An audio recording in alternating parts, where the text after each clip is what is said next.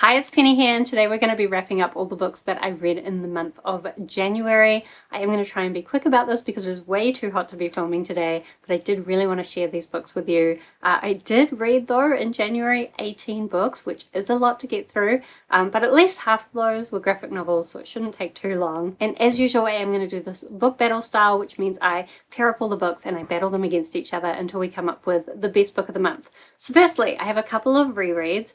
We've got The Way of Kings by Brandon Sanderson up against The Aeronaut's Windlass by Jim Butcher. So, The Way of Kings, I have it here, although I actually read an ebook copy just because books this big are way too hard to read, and actually this is why I don't really like nice editions of books, because I feel like it's too nice to actually read, and I wanted to be able to highlight things without ruining it, for which ebooks work a lot better. But anyway, as you can see, this is a 1,000-page book. This is the first book in Brandon Sanderson's Stormlight Archives, which is a series that's really hard to talk about because it is so expansive. But high level, we're following in this book 3 or 4 characters.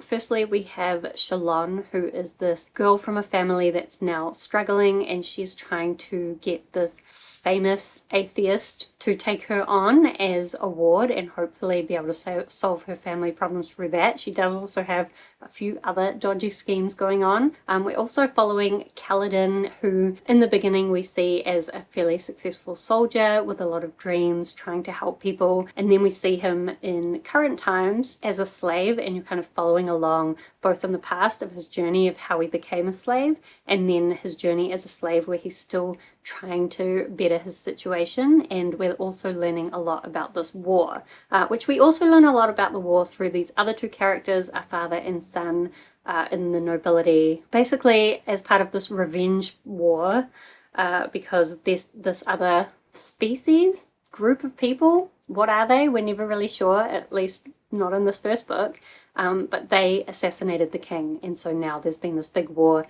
in retribution. But at the same time, there is of course some cool magic stuff going on in this world. Kind of magic is starting to come back into the world, or people are starting to learn about magic again, and we're learning about it along with them. And these characters that I've talked about kind of play a really pivotal part. This was a reread for me, and I loved my reread so much. I just really found this rereadable. There's a lot of things that you learn throughout the series, so then on a reread you're seeing how he's dropped clues for things really early on that you don't pick up on a first read of. And there's just so much complexity to the world and the magic and the plot, and I just know I'm gonna really love my reread of this series. And there's really no question why this is such a popular fantasy series for people who like those really epic fantasies with big stakes and complex magic systems, but also great characters. It just has almost everything. So then we have The Aeronaut's Windlass. I will not be raving about this one quite as much, even though I did like it, but I think what's happened with this one is that when I first read it, then I didn't reread it or think about it for a long time, and I kind of forgot all the bits that I didn't like and just remembered the bits that I did like. So this is kind of, I think, a post-apocalyptic type world. So humanity now is living in these big spires, and there's these airships they can use to travel between them,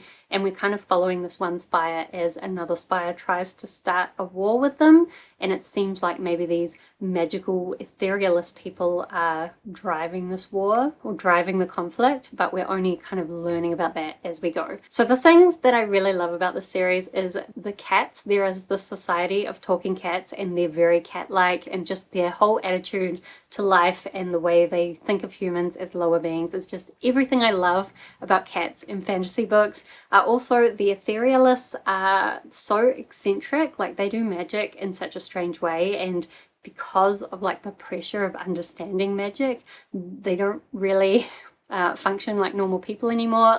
There's one who just can't handle doorknobs anymore. There's another one where she doesn't ever talk to people directly. She's always just talking to this little jar of crystals she has. And I love the etherealists and I love the cats, but I think that Jim Butcher really loves the stuff with the airships and the marines and all that war stuff, and that's the part of the story that interests me less. So I'll get into the sequel in the next battle, but there's a lot to love about this series, but there's also some extended parts where I did get a little bit bored. So if I'm putting these two books up against each other, I think it's quite obvious that The Way of Kings is going to win and go through to the next round. Wow, I said I was going to be quick with this and that took a long time. Let's try and be quicker. So in our next battle, we have The Olympian Affair by Jim Butcher up against When Women Were Dragons by Kelly Barnhill. So both of these are actually DNFs.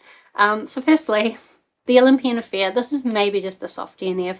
I picked up the physical book after having reread the first book on audiobook, and I just was really struggling because of the amount of stuff with the airships and the war and that kind of boring battle stuff that I don't really like, and I wanted more of the cats and the etherealists, and I can see that we are going to get some of it, but just not enough, and I think I will get through the book, enjoy the book a lot more if I can kind of just skip through and not pay so much attention during the war bits, and then when we get to the cat bits and the etherealists I can enjoy those parts. So I soft DNF'd it for now while I wait on the audiobook hold list, and when that comes through at my library I'll give it another go.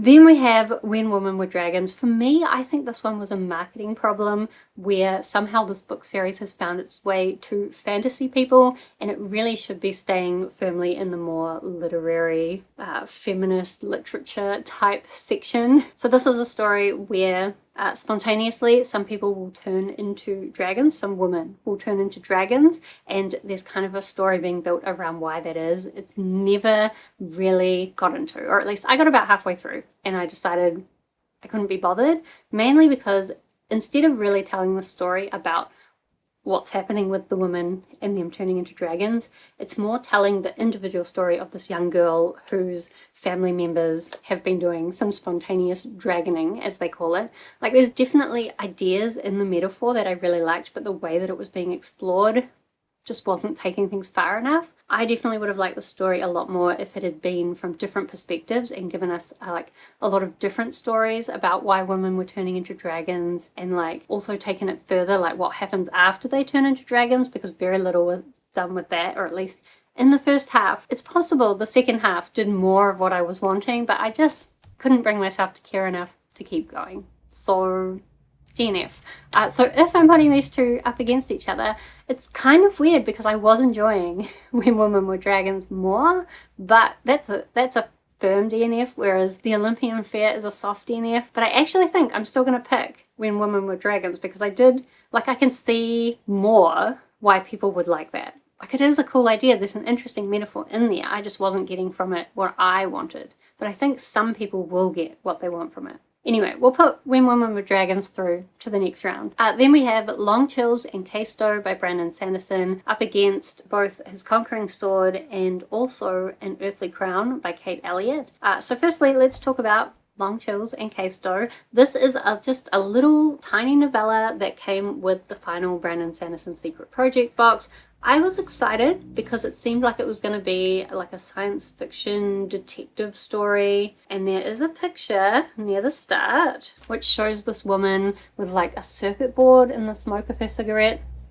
Unfortunately, that picture really had very little relation to the actual story. This is kind of just one of Brandon Sanderson's little quirky stories, and while there were some interesting concepts in the world, I didn't feel like in this short little story we really got far enough into it to develop it. So like, it was fine, it was a lot of fun. I think people maybe who like Brandon Sanderson's more quirky little sci-fi ones, maybe people who like the Frugal Wizard's Guide to Surviving Medieval England, is that the name? No, it's a handbook, not a guide. I always get it wrong. Anyway, I think people who like that one might like this one, but you know, I want his epic fantasies, so this was definitely not epic. So then I read books 2 and 3 of the Doran series by Kate Elliott. This is my third book. It's a little bit weird because this is a book that I got my hands on when I was 20-ish, and I read it even though it says book 2 on it, and then I realized this is not the first book in a series. What was 20-year-old me doing? I don't know. She's an idiot. Basically, in this one, we have this woman who's come from Earth, which is kind of like in a technologically advanced state. She ends up traveling to this planet where there is these nomadic tribes, and she's just trying to live a life with these nomadic tribes, learn about their culture, have a bit of a romance. But also it happens that her older brother is the leader of this rebellion in this like galactic empire which is run by these aliens, and this planet that's like completely non-technological planet is part of his plans to rebel once again and try and get like more autonomy in the universe for humanity. It's a really weird story. It really looks into different kinds of cultures and how they might come together while also being an angsty drama romance story. I don't know, it's very different from a lot of other things I've read. I don't know that I love it, but it does keep me engaged and it does have a lot of interesting ideas in it. I have been listening to the audiobooks of these though, because as I've said before, Kate Elliott's writing can be a little bit dense for me, and I just find I enjoy it more via audiobook. But also I don't really know who to recommend this for, because it's not really the kind of book that I think modern romance readers would like, but it's also not really science fiction. I would say that this has a lot more to it, like in terms of concepts and just depth of exploration compared to Long Chills and Keisto. This was just silly. So for that reason, I'm going to put, let's call it The Sword of Heaven, because the second and third book is called The Sword of Heaven, book 1 and book 2, and the stories do kind of connect together very heavily. Like I wouldn't recommend reading that second book without having this third one ready to go, because it kind of just ends in the middle of the story. Anyway, this one is going to be the winner of the battle and go through to the next round. Then let's get into the graphic novels that I read, and again, we're trying to keep this quick. So first we have Snow Glass Apples by Neil Gaiman and Colleen Doran, up against Road to Oz by Eric Shanower and Skottie Young. So this is basically a Snow White retelling. It's very creepy and dark, as you might expect from Neil Gaiman. It's also very adult, but I loved how twisted it was, and even though I wouldn't have said that the art style is my favorite art style, I cannot say that the pages were not like beautiful and so detailed, and just like it was a lovely experience to read this book. And just I loved the different take on the Snow White story. It's mainly told from the evil stepmother's point of view, and it questions whether Snow White's version of the story is the actual story. I loved it. Then as well, I picked up Road to Oz by, well, this is a retelling of the Wizard of Oz story by Frank Baum, or specifically Road to Oz, which I think is like the 4th book. I don't know why I don't remember this. The 5th book maybe in the Wizard of Oz series. Specifically, this is a retelling by Eric Shanower and Skottie Young. Skottie Young wrote the I Hate Fairyland graphic novels, which I'm about to read volume 5 of, and I really love his art style and just the contrast of like really graphic things with really bright colors. And obviously Road to Oz was not graphic in that same way, but it was still like very similar art style that I did like. I do wish the colors had been a little bit brighter, but there were some nice colors in there, and the art was always really fun, and I think it was a pretty true retelling. If you've read the Wizard of Oz books, you know that Frank Baum doesn't really care about plot. He's just trying to create some really interesting characters with like weird creatures and quirky things going on, and this was just that again. And I really enjoyed this. My sister actually bought this for me for Christmas, and I'm a bit sad now that I only have this one volume, and I might try and get my hands on the rest just to read through them, because I did really enjoy my read of the Wizard of Oz books, even if they didn't always give me everything I was wanting. And I did think this was a really good retelling. So if I'm putting these two up against each other though, I do think, even though I enjoyed this, Snow Glass Apples was just beautiful. A stunning piece of art, and it's definitely going to win and go through to the next round. Then next we have Snapdragon by Kat Leyh up against The Promised Neverland by Kaiu, Shirai and Posuka Demizu. So firstly, Snapdragon. This is a little bit of a hard one to talk about. Mainly we're following this young girl who is struggling to find her place at school. She's being bullied and just like isn't sure what she's wanting to do, but then she meets this witch out in the forest and gets involved with her. We do get eventually a little bit of witchiness, and I really loved the colors that were brought into the art at that point. But also I still think primarily the story is about these young people just getting to know themselves and finding a way to be happy. It's just a really cute, wholesome story, and I had a really great time with it. And I will admit, my favourite part was when it got a little bit witchier near the end. And we have The Promised Neverland, so I've been reading my way through this 20-book manga series. It is a hard series to talk about because what's happening now is very different from the initial setup. But initially we're basically following these group of kids in this orphanage, but things are a little bit off. And once they discover what's going on, they decide they need to escape the orphanage. By books 6 to 8, which I read in the month of January, they have escaped, and we're learning more about the world that they're in. And I can't really say much more than that, but I will say these volumes are ones that I particularly enjoyed because each book was introducing new characters and new elements, and I felt like we were really getting some momentum going, which I think for the books just before this in the series, I felt like we were quite stuck. So this part of the series, I've been feeling a lot more positive about. The characters are really wholesome and cute at the same time as there being some really dark elements. Like, I would say this is actually a horror manga series. And I had questioned whether I should have started this series, but at this point in the series, I am glad that I did because I'm liking the direction it's going in. But if I put these up against each other, I do think overall I enjoyed Snapdragon more. It was just much better drawn. Like, I like the art and the color style a lot better. It's just more suited to my taste. And I liked that I got a whole story in a single volume rather than, I don't know, sometimes I feel like manga doesn't progress enough for me. Like, each volume is just such a little piece of the story and it takes so long to get anywhere. So for that reason, I'm going to pick Snapdragon as the winner of this battle, and we'll put it through to the next round. Then our last battle is going to be between Monstress volumes 2, 3, and 4 by Sana Takeda and Marjorie Liu up against The Steel Prince and Knight of Knives by V.E. Schwab and I assume some other people. I can't remember though. I know Schwab's names are still very big on the covers. Anyway, let's talk first about Monstress. I have been rereading Monstress in preparation for the latest release, reading the latest release, and also I expect there'll be some new ones coming out soon. And I'm so glad that I decided to reread this series because I realized there is so much that I'd forgotten. I actually thought I had reread these more recently, but when I looked back, I realized it's been like 4 or 5 years. It just kind of blows my mind that I've even been reading this series for that long. But basically, in this series, what is happening?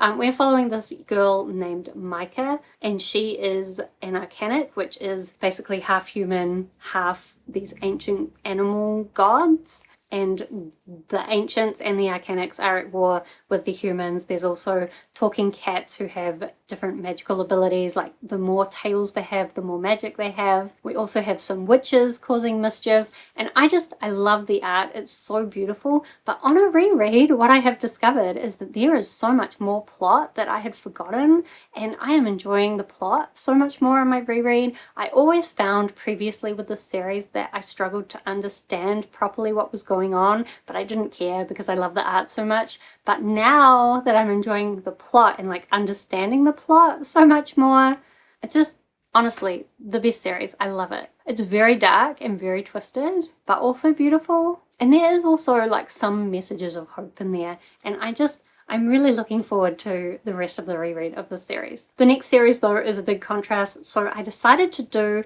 a reread of the first book from the Darker Shades of Magic or the Shades of Magic graphic novel series, which is like a spin-off of the Darker Shades original trilogy by V.E. Schwab. And I did remember that I didn't love the first one too much, but I was hoping that they would have gotten a lot of feedback on that first volume and then would have improved the next two. But then I picked up the second one, didn't like it. It's just drawn so messily, and I don't feel like the writing and the drawing is meshing well together in a way that accurately represents the plot. It's so hard to follow, and just like nothing is explained. If you picked up this series without having read the original books, I don't think you'd understand anything at all.